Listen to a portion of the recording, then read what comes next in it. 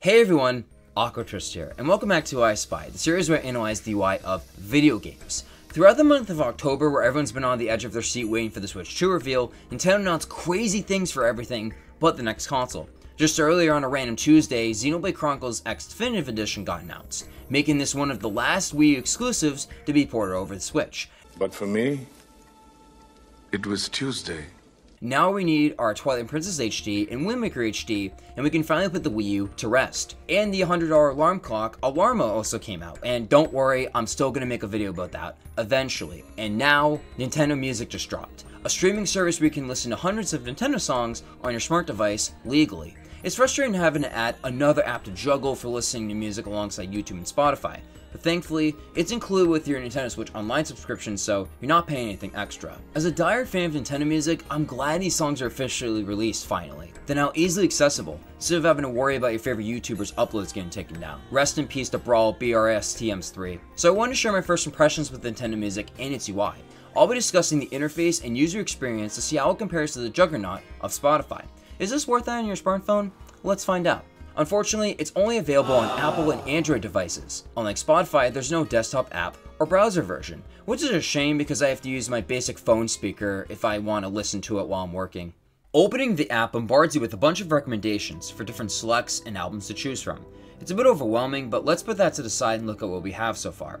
As of this video, there are only 23 titles available to listen to, which is more than what I expected. Most of them are for Switch, including the inspected ones like Animal Crossing New Horizons and Mario Kart 8 Deluxe. The app is heavily Mario biased, which is a bit disappointing, especially since there are so many games omitted, such as the older Pokemon games, Xenoblade, and Mother. Nintendo confirmed that more songs are on the way, but this makes me think they'll slowly drip feed these over time, like what they did with the older titles on NSO. The biggest surprise from the selection here were the Wii channels and Tomodachi collection. As someone who grew up spending a lot of time on the Wii menu and channels, I'm super glad these songs got officially released. Hopefully more people can recognize how awesome these tracks were, instead of just the Wii Shop channel and Mii Maker themes. The songs barely display any info about the games themselves, just the game title, track name, platform, and Nintendo copyright info. You can't even view the date of when these games were released, unlike Spotify where you can easily find the artists of the tracks you're listening to. This continues Nintendo's trend of hiding developers that they've done over the last few years, such as the infamous based on the original development staff, used in games like Metroid Prime Remastered. It's like the Spirits in Smash Ultimate all over again, where Nintendo only cares about sharing the bare minimum of their history, instead of educating people about these older titles. They even have a museum now, so there's no excuse not to do this. Thankfully, if the game from the song you're listening to is available on Switch, there's a direct link where you can purchase the game from Nintendo's website. This is a huge potential for introducing people to more niche series when those songs get added, if they want to learn more about where this awesome music came from. Now let's listen to some music. The song player interface is nearly identical to Spotify's, which is fine. It's as basic and minimalistic as you can get, only using red, white, black, and yellow for UI elements. Navigating between the shuffle, loop, and play buttons is straightforward.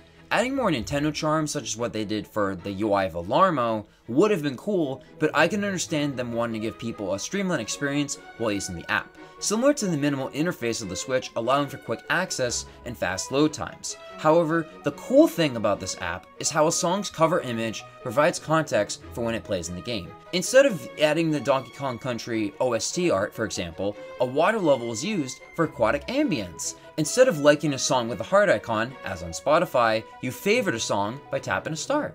Stars are a core part of Nintendo's iconography with the superstars from the Mario games, so this works better here. All songs can be extended to 15, 30, or 60 minutes? Wow!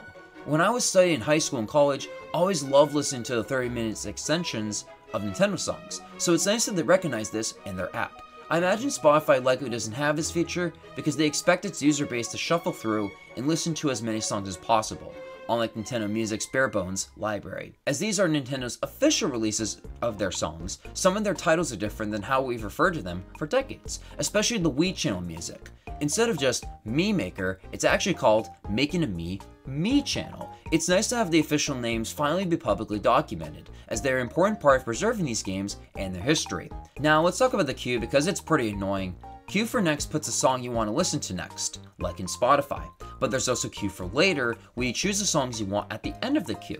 It's a good idea and gives people more choice for the order of their song list. However, if you queue a song from a game OST, it queues the entire OST in between your playing next and playing later lists. You can't multi-select these either. You have to manually remove every song by swiping left or tapping the remove button. All titles feature top tracks, the most iconic and core songs from a game's OST, and all tracks, which has all if not most of the OST. This makes it easier to find the best tracks of a game, but it's a bit confusing.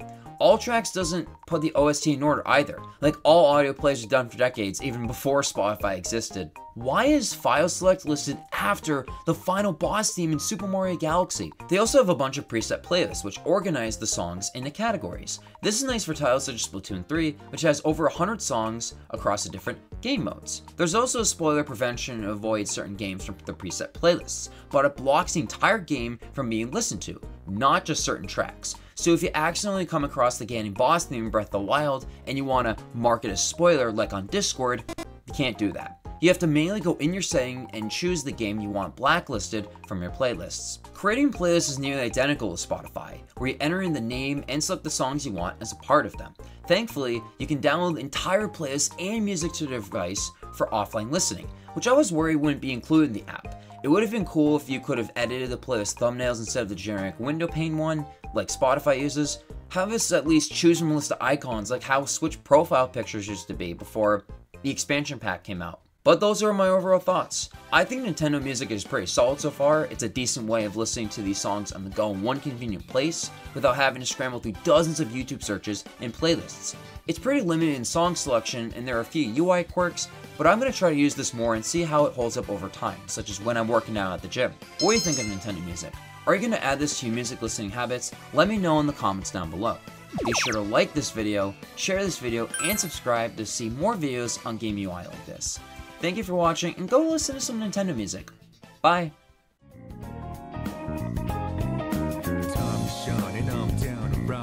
Travel to the break of dawn, round and go. I'm on a mission, riding up whatever it is I gotta do, riding up to